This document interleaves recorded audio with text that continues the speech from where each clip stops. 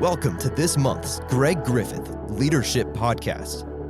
Join Greg Griffith as we together learn what it means to be leaders of our world as we faithfully love and faithfully lead. Like, share, rate, and review this podcast with your friends and others of influence, for they too are looking for people like you to help them lead in love day to day. Without further ado, here is your host, Greg Griffith. Hey, thanks so much for joining Greg Griffith Leads, and I am so excited that you're back. Would invite you to rate, review, and share this podcast with everyone you know, and it's a lot of fun. And today I am so excited and I'm honored to be with my best friend, my pastor, also a guy who I look up to tremendously and respect so much, and then just have a lot of fun with. Tom Pfotenhauer, pastor out at Woodbury in Woodbury, Minnesota. Tom. I thought you had the wrong person after that introduction, Greg. Oh, man. I mean, we lived together for I don't know how many years, and we're still friends. So, and I can't say that about many of my roommates. So, I think it was just maybe one, man. Wasn't it just one? But then I don't know. But then basically at seminary, we were in each other's dorm rooms, mainly yours, because you had the two tube TVs, giant tubes. So good. So good. We had so many good setups, man. The kids would be jealous of what we had. Oh, they wouldn't even understand it today. And so, yeah, it was so good. I'm surprised we're like functioning adults with Madden football and we learned about leadership. We learned about functioning together in dysfunctional systems. Yeah, for sure. And then also, I mean, like what was in college? What we played there was Tecmo Bowl, and then also Twisted Metal. Remember Twisted Metal is so good. That big clown car. I love that. Just rocked. You know who was good at that, though? At seminary, we played it more, I think, was actually Johnny V. I have to give it to Johnny V. Yeah. Johnny V was also a pastor. He's I think he good. Still might be a pastor. I think he still is. He's probably listening to this podcast right now. Well, maybe. We'll see. You never know. Oh my gosh. Hey, so Tom, you're what generation of pastors are you? Are you third, fourth generation, fifth? What is it? Actually, it is 12th. 12th? Holy cow. Like I was way off. 12th? 12th. Yeah. Is that like, wow. Oh my gosh. Somewhere back just after Luther, I think, is what my dad has told me. So somebody crazy in our family has done all the research back. Oh my gosh. Yeah, it's kind of crazy, but you know, we didn't have relatives that came over with our Saxony folks in the 1800s. I'm actually giving Walther a shout out in my message this weekend. They say we aren't real Lutherans, Greg, but I'm talking about CFW Walther and what led our folks to come over, how we're all shaped by the empire we live under. I don't think we had any relatives in that crew, but somehow, I don't know, we're connected to them. That's amazing. I've got to wonder, I mean, 12th generation, you got to wonder, like, that's got to be one of the longest running. The streak is in danger. It's in danger right now. We'll see. I mean, there's always possibilities, or maybe the church will change, but I don't want to go there. Okay. Yeah. So, hey, do tell me this: if you're speaking about Walther this weekend, please tell me you're going to have a picture of him. Oh, absolutely. Oh, man. And he is a good-looking man. He's a good-looking man. It's so good. Oh, my gosh. Yeah. The good news is, like, I'm not the prettiest tool in the shed, but I beat Walther. I mean, I am better looking than him, and I can just say that amazingly.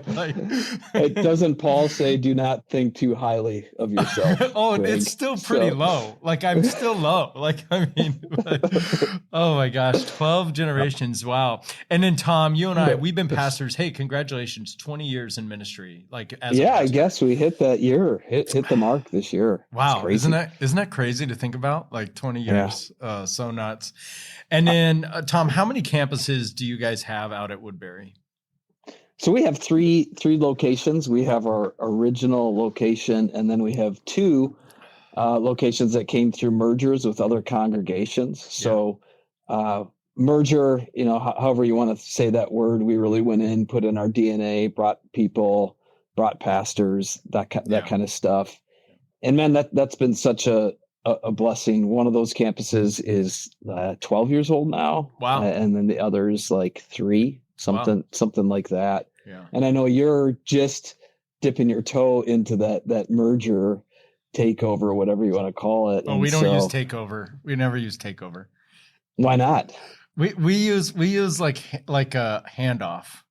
Handoff. That's an interesting term. Yeah. But really the whole process that we've experienced is coming in with a posture of humility, which I know you guys have. And it is funny because folks on the other side of it will make jokes, from time to time, like, oh, you're Walmart coming in or whatever. But that's really not the heart behind it. It's not like it is for King of Kings. It's not King of Kings kingdom building. This is kingdom building, right? We want to work together with those who God is putting in our path to make an impact for Jesus. So that's really what it's about. It's never about making a large church larger, more people, etc. Every person is somebody who Jesus died for. So there's that piece of it. But we want to come in with that really humble spirit about it and just see what God is going to do. And, so much is listening and just coming alongside folks you can imagine having to close your church, how what that does to you, and those folks who've stuck around that long that are left at the end, they were invested. And so that opportunity just to, again, come alongside and let people kind of heal and bring some new energy. And then they start to see, baptisms happening and kids around, and it's like, oh my gosh, this is so beautiful. So that's kind of where we're at. And our dream is to continue to multi-site that way through mergers kind of in the Twin Cities area. Yeah. So let me ask this question. I have a few tangents that I'm going to want to just jump off to, but go to them. You know how it goes. But first, sticking with mergers, I've said for our church body, there's really only about 3 of us now that are in the more than 2. There's you guys, there's Trinity out in Lisle, there's Cornerstone out in Indiana, and I'm not sure if there's many others that have more than 2 out there. And so you're a pioneer. You've been doing this for a while now. And what would you say has been one of the challenges that now, kind of looking back and seasoned in this, like you look back and you just go, man, like, yeah, this has been a challenge, still is a challenge, something you're always working through on that. Yeah, there's a couple of things that come right to mind. One is, how do you keep a church in multiple locations unified and moving together? We talk a lot about being connected but contextual. So each of our campuses has a little bit different feel and flavor. But we want people to know when they're at that campus, they're still a part of Woodbury Lutheran. And so trying to figure that out through just look, feel, all of that stuff. But then also, what are things that are required in terms of, what does kids ministry look like? What does youth ministry look like? What does our worship look like and feel like? Our original campus, we've got a huge $1 million pipe organ. Our other 2 campuses, the organs don't sound so good. So we're probably not going to use them there. And so how do you still then feel the same with a little bit of context? So that's always a challenge. And anytime you got people that want to do stuff, it's fantastic. But how do you build those systems and processes that keep you all moving together. And so a smaller campus can't act like a small church. And sometimes they'll want to act like a small church when it comes to announcements or, we want to do this project or that, and not see the bigger picture. So that's definitely a challenge. And then on the other side of it, coming from sort of central, you don't just want to be like, the person upstairs putting out all these commands and, so it's the people business. That's a big challenge. Then I think, from a staffing side of things, in our model, we have live preaching most of the time at our campuses. And so as we think about what does it look like at 6 or 8 or 10 or 12 campuses, can we continue to do the model the same? In fact, we're doing some work around that right now, like the scalability of our model. We've got really great preachers right now. But what happens in 10 years when they retire, and how are we replacing them? How do we still say unified? Because again, the campus is going to take on the personality of the guy who's preaching the most. Mm-hmm. So like this January, we're going to do something different. We're going to do 6 weeks of broadcast and videos. Great. with each of our campus pastors being seen everywhere, just to kind of go, all right, let's get people used to that. And, COVID helped in terms of people being more open to us trying things. And, this doesn't mean we're going to do it this way every time, because we do it that way one time. Yeah. But raising up definitely campus leads, campus pastors. We have a real, inclination, or I want to say it even harder than that. Like, we want to raise up folks from within, and our church body system makes that kind of difficult right now. We're not wanting to send people necessarily away to seminary, but we want them to have a great theological training, understand what it means to be a pastor. And we think that can happen best in the context of a local church where somebody's already serving, who knows who we are. I was just with some other pastors a few weeks ago, and they said we're at about a 70% rate of failure when we bring people in from the outside, and we're about a 90% rate of success when we raise them up from the inside. And we've all had that experience. So just all the staffing stuff, I think, is probably the other big challenge. And when you bring them on, that has budget implications. We're thinking about a 4th campus. We don't necessarily have the funding right now to bring on a pastor, but we need to get ready to launch that, and to, make sure our DNA is in that person. Yeah, I love that. I love the connected and yet contextual. Our term here is we don't want to be identical, but we definitely want to be identifiable. And so, yeah, that's cool. So that's kind of how we steal that. We look. You can have it. Yeah, and so, but that's a big deal, and especially I think too. Yeah, the challenge of one, your DNA and keeping people in there. I love the fact of you looking and saying, trying to broadcast. One thing I've learned as we do broadcast, and our model is simply only around broadcast. Yep. And we have our reasons for that. But one thing I learned recently, there's a church just not far away. I think it's in Sioux Falls, Iowa, or something like that. So, it's, a different country, but Iowa nonetheless. So seriously. So, right. But like they have 5 campuses, and they tried Video Venue. And basically what they found out was most of their people were saying, I'd rather actually go to the broadcast campus. And so for them, Video Venue didn't work. And yet we found here in Omaha, where people are really resident in life to travel more than 15 minutes because it's just part of the Omaha culture.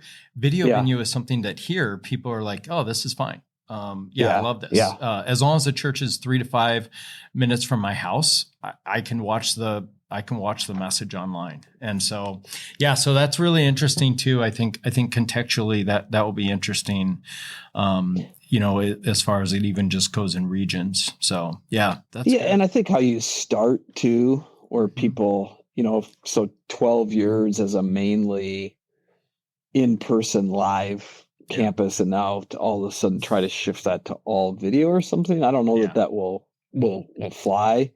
We do pretty good with the doing it on occasion, and I like to do that when we're kicking off a new series or something. Now our newer campus is more open to receiving it, which is interesting. I don't know if they'd want it full time or not.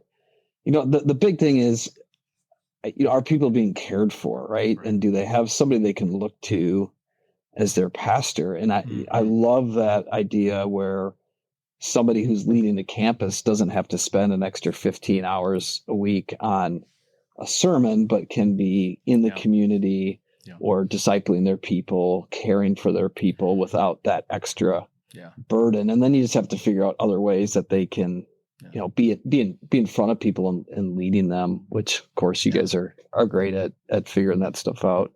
Well, and this is a critique I actually think that I personally have, and I have also seen now.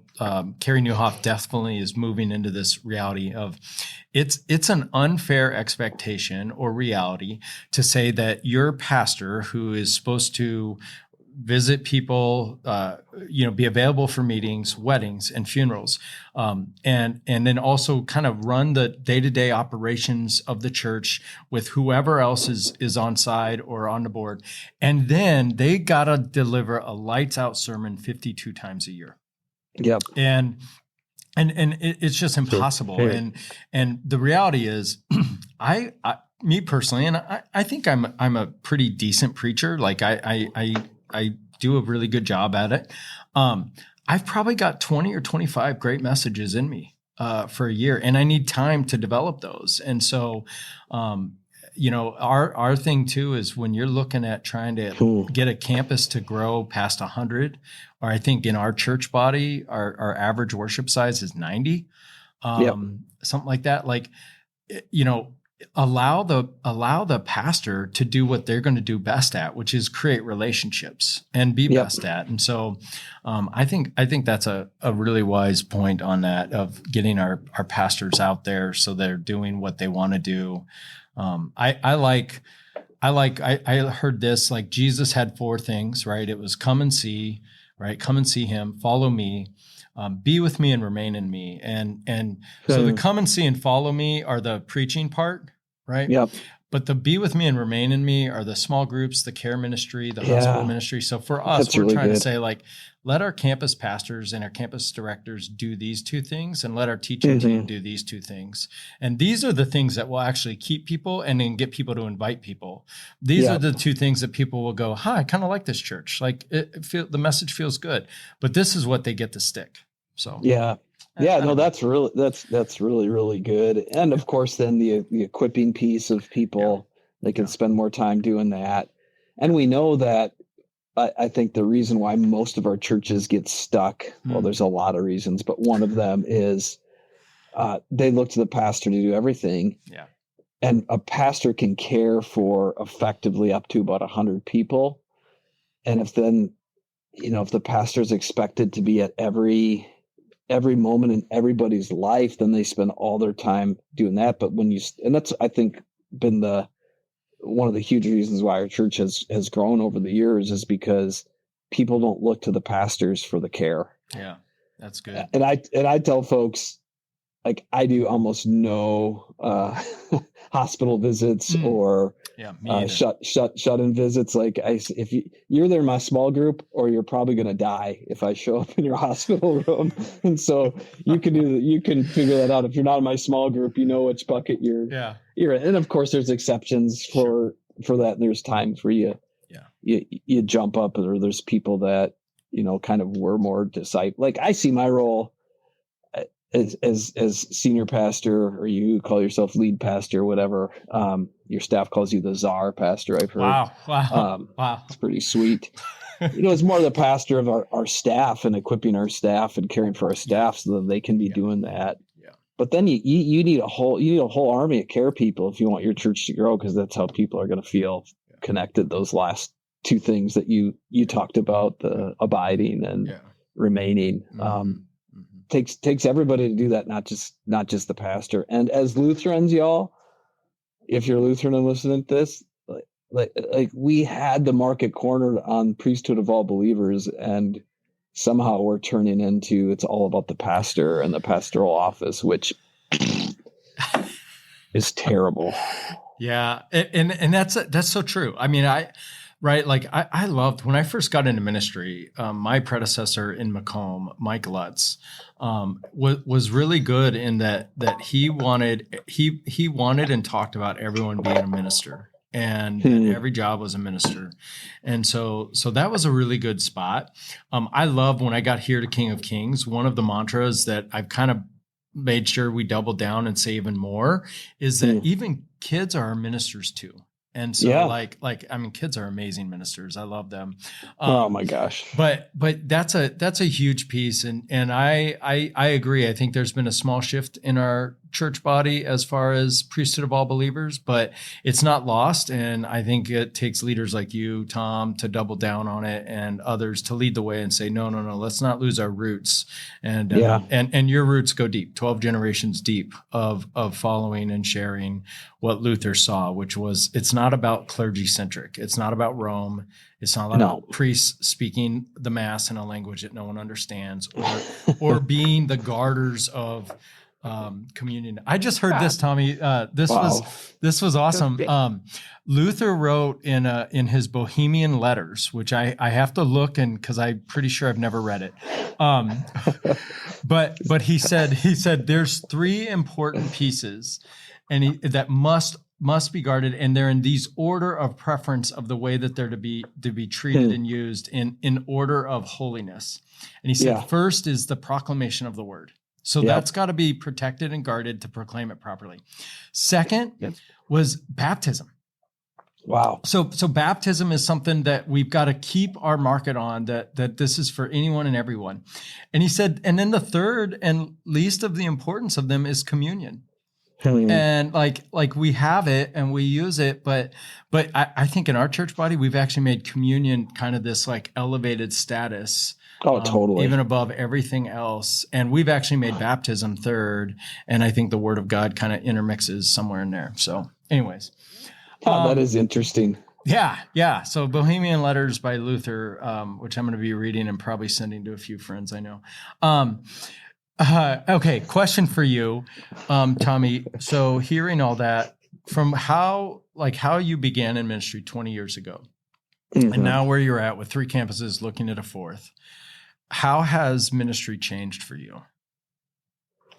Oh my gosh, so much has changed. I think we've gone through this time where we've seen this shift in church in general. I'm going to grab a book quick. I just finished reading this guy, The Great Dechurching, which talks about how basically in the last 20 years, 70 million folks who had been engaged in church have really walked away from the church. And of course, there's a variety of reasons for that. And it's easy, I think, to read a book like this and get a little defensive and say, well, that's just people moving away, or they're lazy or whatever. But there's definitely some trends that we've seen. And I think anytime you see that stuff, I remember a book I read a long time ago. Who was it by? It was one of the Barna guys. Maybe it was Kinnaman. Just talking about how outsiders view the church. And there was those 6 or 8 things. The church is too political. The church hates homosexual people, all those lists. And whether they're not true or not, that's the perception of people. And so there's been this huge shift in culture. I think even since we got into ministry, man, I can remember back in the early 2000s. This is a long time ago, people, when we first started pastoring, there was still a sense of even then, and it was beginning to shift, but, church centric, the whole thing around same-sex marriage and things like that. Even President Obama back in the day was saying, no, that will never happen. And I'm not for that, if you remember. And that was kind of the era that we were starting our ministry in, where still the church was the center of a lot of people's lives, and pastors were looked highly upon. Christians were looked more highly upon than they are today. And so we've gone through not only, just huge cultural shifts that are happening, but then also like what's happening in our own church body.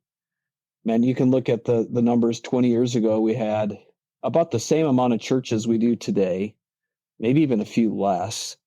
But what's completely shifted is the number of churches that have 50 people or less is like tripled from when we started.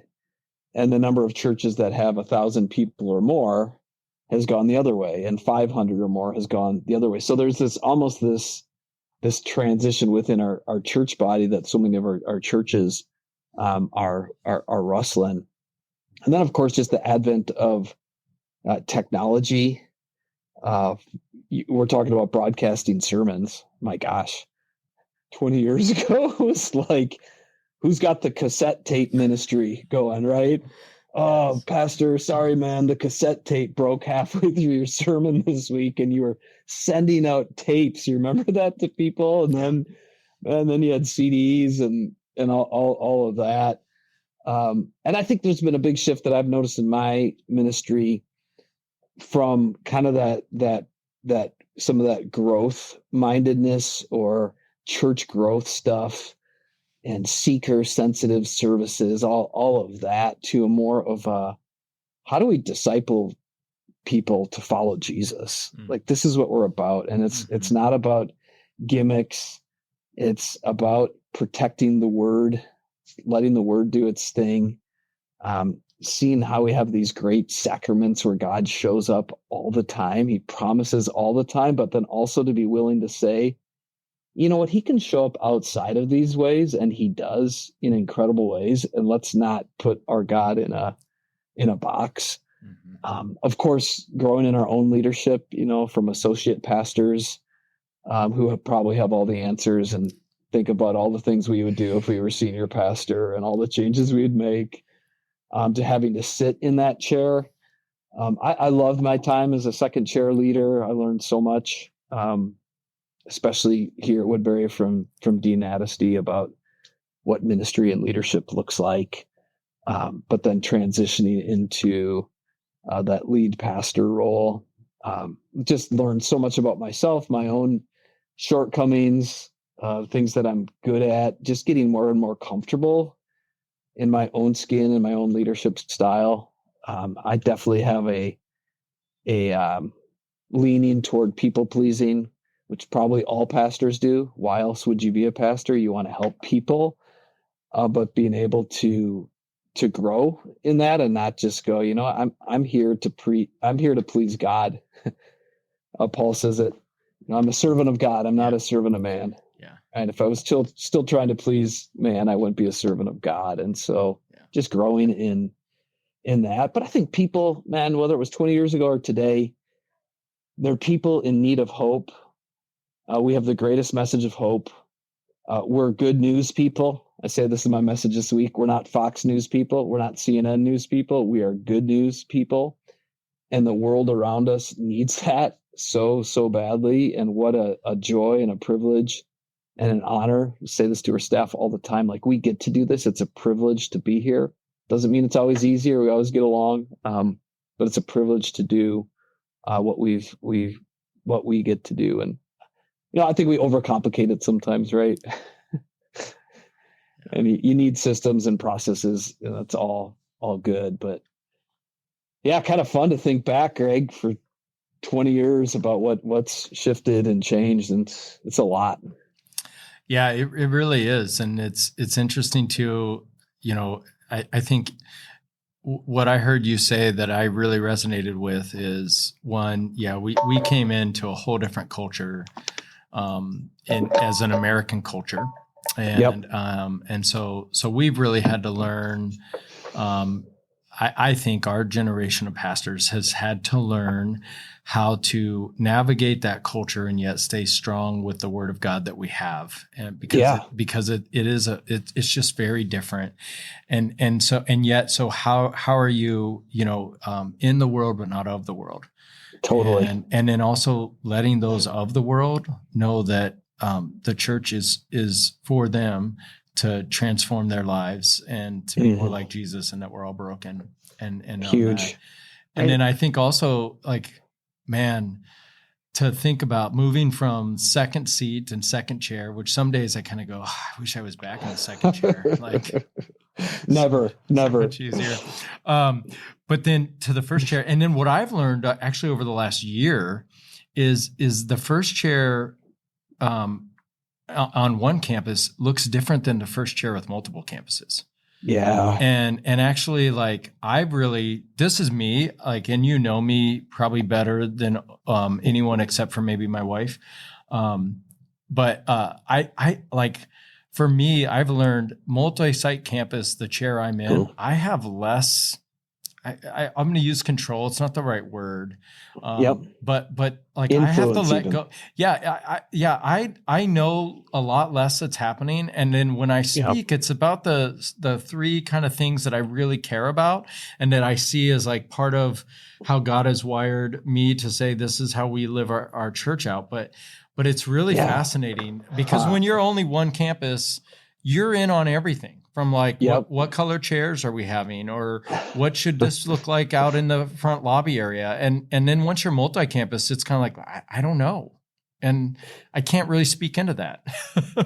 It's so interesting. So we brought on a campus pastor this last year to our original location. And so now I'm out of even like worship decisions here on this campus. Wow.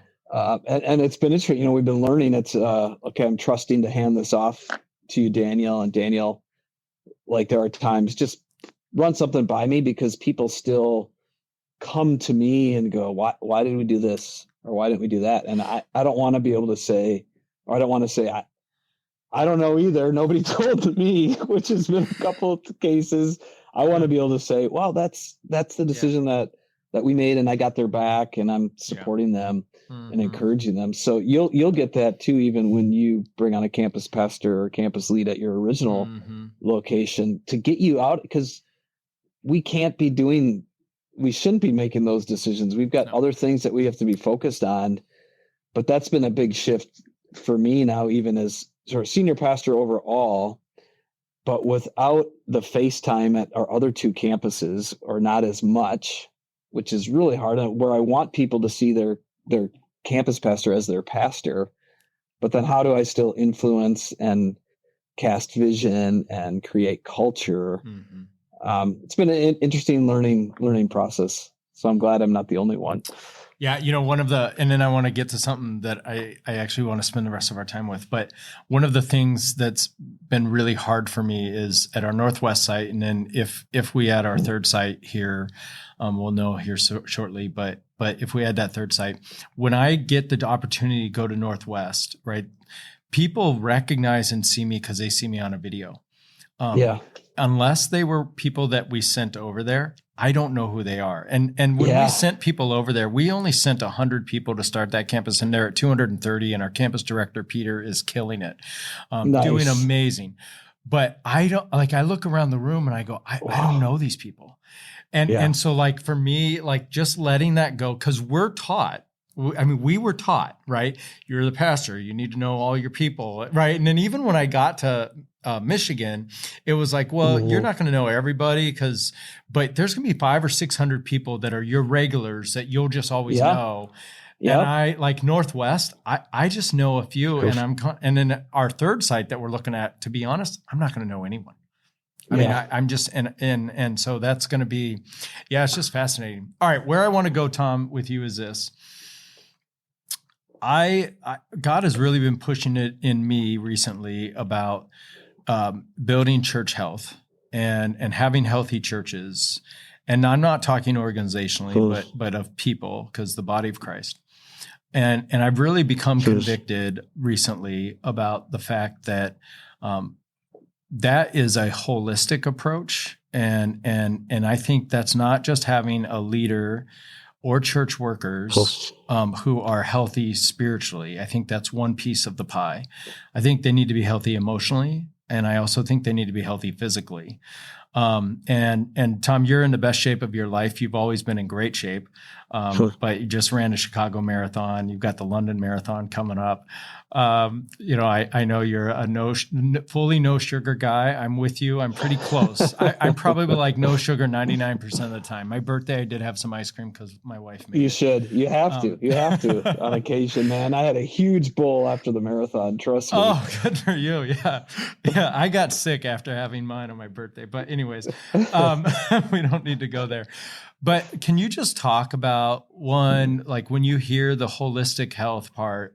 Because I really think this is a spot, unfortunately, where I look, most church workers and church leaders are not healthy in those three areas.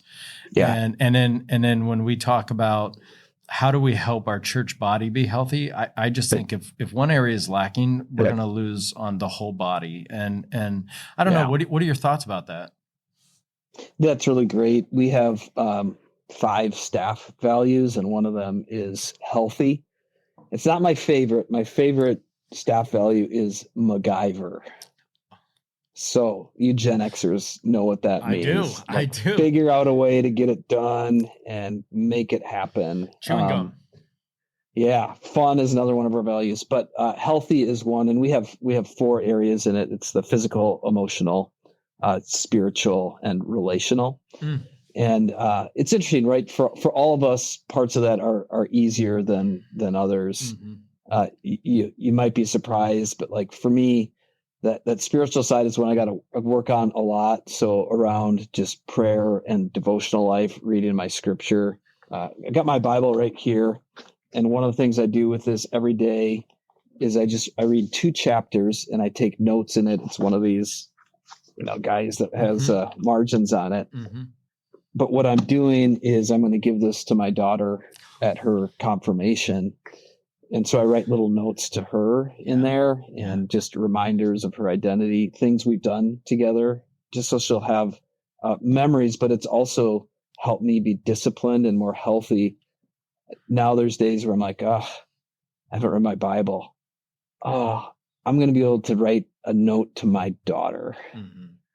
And that's just helped to move the needle for me. We do some things at night. The Dwell app, who are our good friend and mentor, Bill Tucker, introduced to us. We listen to scripture going to sleep every night, my wife and I. We do some devotional stuff with her daughter. So that's helped on the spiritual side.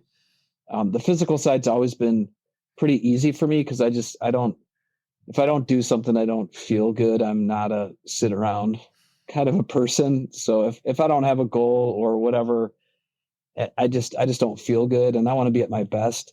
I remember Dean Rockeman at seminary. Remember this? Oh, yeah. Talking about if my mom is on the 15th floor of the hospital and she's dying and you're her pastor and you need to visit her, you better be able to get up those stairs. And then they gave us like 50 donuts to eat, which was great. So bizarre. But yeah, I think we are created, right, to take care of our bodies and to fuel them, right? And you've got folks like Craig Gershell, who I'm not even close to his level of like at 2 p.m. I eat this snack, and at 2:30 I'm doing this workout or whatever. But there's small steps that we can take, and actually, I think our denomination does really a great job on this by offering some of the things that they do through our health services if you're with them. But there's all kind of, it's not, content is not the issue, but it's just taking that step. And I'm not, I'm flexible around it too. You got to be. But then the relational side too, Greg, is, we had a good conversation in our leadership team yesterday about staff morale. And there was 3 or 4 folks that, they're feeling anxious and they're not sleeping at night from people's teams. And is it because we're moving too fast, and, the anxiety around work, and, we're all wired differently that way too. When it comes to emotional health and things that we've experienced in our lives, and maybe it's anxiety or depression.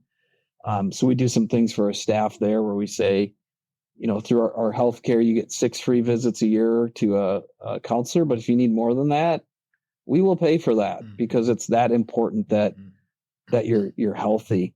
But I think what we tend to do is we zone in on one of those areas that we're really good at, and then we forget the others. And so, like anything else, having people around to encourage you in those areas. We do staff awards every month. And so I'll highlight somebody in that healthy area. And one of the areas of the four, where we've seen somebody take a step. And I think that's been encouraging for folks. And then we try to build that into our culture. When you see something, name it. You see somebody acting healthy, name it. To just continue to develop that. Because I think you're right, man. You can have all the right systems and programs and all of that, but if you don't work on the healthy side of a staff, especially, but then also within an entire congregation, it's just that the organization is not going to be as strong as it could be. Mm-hmm. Yeah, that's really rich, and I love that. I love the relational part. I'm gonna have to think and marinate more on that. That's a huge part, and I think there's something, especially with staff, right? Like, first of all, just even workplace satisfaction. You need to have like really good friends on your staff. Doesn't mean everyone's equal in that. I mean, and it doesn't mean they're not your friends, but what it does mean is you have some that are just really good friends, and that's an important part. And so, and that circles us back here, just as far as kind of looking at as leading your church and leading those spots. Tom, let me ask this question. What are you excited about for where you guys are going as a church and as a staff and as a team? It's funny. So I'm 47. Is that what you are too? You're 46? Yeah, 47. We're the same age for about 6 months. You're a little bit older than me. Yeah, something like that. And it feels like I'm just beginning to kind of come into my own in terms of leadership. Both of us have been senior pastors for a while. Mm-hmm. I think we came at this around the same time, 12, 13, somewhere in there. Yeah. So like 33, 34, 35. Mm-hmm. And just kids. Somebody, yeah, right. Somebody saw potential in us. Yeah. To do, good things and to use our gifts. And so the older I'm getting, the more excited I get about seeing that same potential in other people and really seeing people come into their own. Like I love our campus pastor here, our original location, a young guy right out of seminary. He had been a vicar with us, but he's doing so great, and to be able to share that with him and be excited about what God is doing in him and just listening to how God is moving in the next generation. So that's one thing I'm really excited about, is just the next generation of leaders and Jesus followers that God is raising up. Like I think there's going to be incredible revival and renewal and restoration in the church through this next generation. So show me, Jesus, how I don't mess it up, and then how I can get out of the way when it's time. I think I got a lot of juice left, and I don't know what God's gonna use for that. But I'm really excited about just what I'm seeing in that generation and the hope that's there. Like, the church is not dying. Might look different in 10, 15 years than it does today, and in 50 years than it does today. Probably should look different. Mm-hmm. But with Jesus at the center, I think there's incredible opportunity. I'm off the chart on positivity in Strength Finders, so that's like my thing that I lean into. I just think there's so much opportunity for the church to make a difference again in the world around us. You said something earlier, Greg, really profound, that even those who are not in the church need to know that the church is for them. Because Jesus is for them. And I'm so grateful to be part of a congregation, and I know King of Kings is the same, that just looks outside of ourselves in ways that we could connect with people and make a difference, whether it's local missions or people we'll never get to meet. Like, God has given us so much. God has given King of Kings so much. There is so much then expected of what you're going to do. And that's not a pressure thing. I think on our worst days, that is a pressure thing, and it becomes then about us. But on our best days, our God is a God of abundance and provision, and He wants to do incredible things. So dream big. I've got this picture on my desk of Oliver, and Oliver passed away 6 months ago. And he had this phrase always of dream big, and it's probably backwards on your screens. It's perfect. I realize that, but I'm like, I have to put that in a frame and keep that in front of me, because our God will do abundantly more than we could ever imagine. And so I always try to hold that tightly or loosely. I'm not sure which one. Like God is going to do something, I just want to be, along for the ride with him and faithful to him and faithful to loving people. And there's going to be times where I get it wrong. But thankfully Jesus is there to pick us up out of the water and say, let's try again. And I think the more we get that message to people, wow. So I'm always excited about Jesus. Yeah. Oh, that's so good. And I love that. And that's so true. I think one thing I've heard out of that, of many things, but one for sure is the wisdom of the power of words of affirmation and acknowledgement, and especially to other generations. I don't think this is accurate, but it reminded me to be better. My youngest Tessa is in confirmation right now, and they start every confirmation small group with like, what's one kind thing that your mom or dad said to you this past week? And wow. And her confirmation small group leader said, Tessa's like, oh, nothing.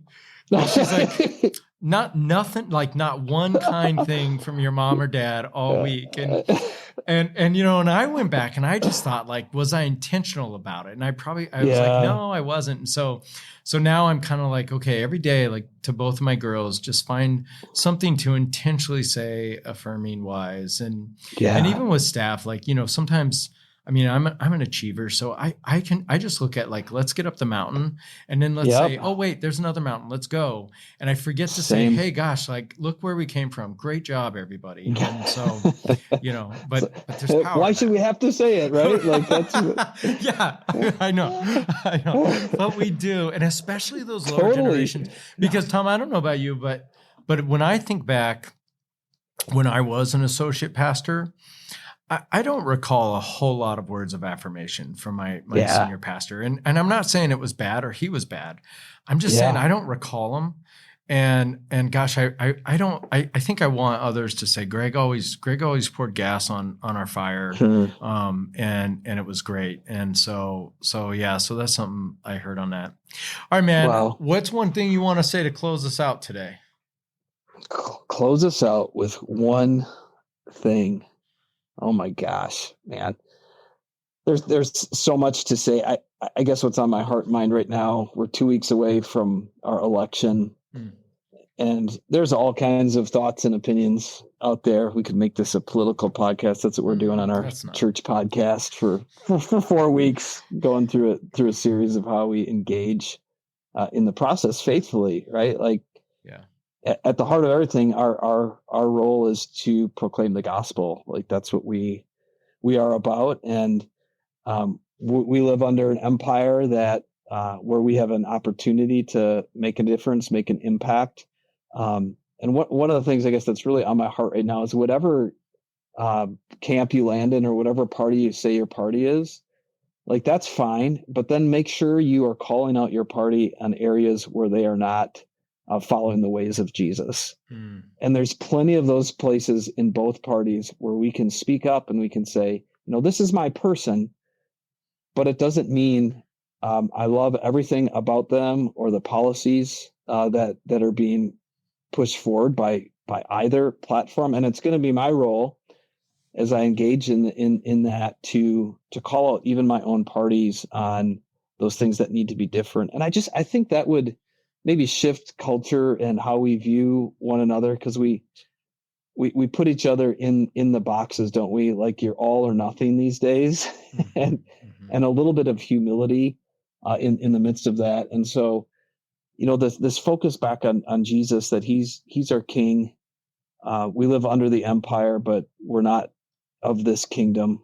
We live in the kingdom that has come and will be coming fully when Jesus comes again. And so as followers of Christ, let's just be really slow to speak and quick to listen. Let's not get all bent out of shape. I had 2 or 3 folks come up to me after service Sunday. This is the most important election in the history of our nation. Like, that's been said every election. I went back, I did some research, election of 1800, and it was nasty, man.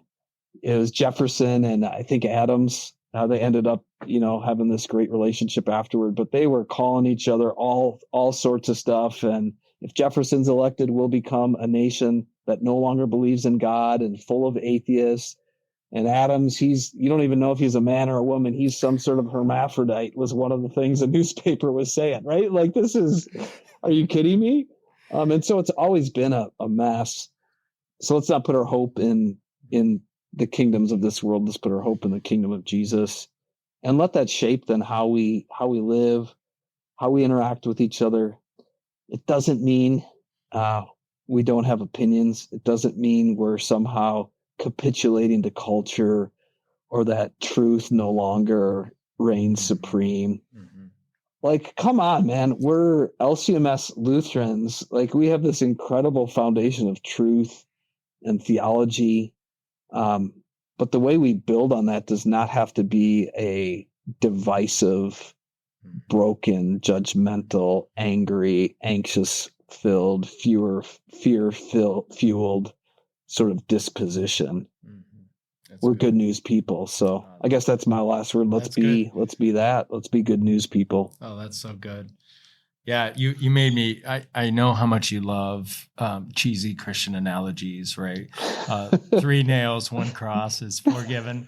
A reminder of, like, we don't follow the elephant or the donkey. We follow the lamb, right? Yeah, there you go. So bad. So bad. Okay, Tom. Last question. We believe in a divine call. You have been called divinely, and know God has said you've got to take it to be the chaplain of the Detroit Lions, or the Los Angeles Lakers, or the New York Yankees. Which one are you choosing? Oh my gosh, that's all so bad. But I would definitely, I would have to go with the Lions. Yeah, come on. And the reason why is because Coach Campbell needs a little bit more humility in the way that he sends his players after other teams' players like TJ Hawkinson to break his knee and destroy his knee. So just a little more Jesus within the Lions, I think, would be helpful, especially after that crushing defeat of my beloved Vikings this last week. You got to admit, how much did you love watching Dan Campbell just do play after play after play against the Cowboys to try to get one of his linemen a touchdown after last year's blatant cheating by the refs in the NFL? It was pretty cool to see what happened to the Cowboys. Like, oh my gosh, he's trying to score again on Jerry Jones's birthday. It was so great. Oh my gosh, it was so much fun. Yeah, regardless of our different sports irregardless of our different sports teams, we are both Norris fans, and there's nothing better than the NFC Norris. That's right. Yeah, that's great. Hey, Tom, this has been absolutely awesome. Thank you so much for the time. And where can people find you and reach out to you if they have anything they want to get a hold of you with? Oh, wow. Like that. I'm on the socials occasionally. Okay. Email is probably an easy way. Tom@woodburylutheran.org. And our website, WLC.church, has all our stuff up there. Yeah, we put it up there for everybody to see because God is doing great stuff here. We want people to be blessed. Love it. Blessed by the way that He's moving in our church. So if we can ever do anything to help any, we talked to a lot of churches around the multi-site stuff, and our experience there, generosity. We love pushing generosity and see that in lots of different ways. So happy to connect with anybody. Great. Thanks, everybody. Like, share, rate, and review this podcast. And once again, TP, thanks so much, man. Love you. Thank you, Greg. Thank you for being a part of this month's Greg Griffith Leadership Podcast.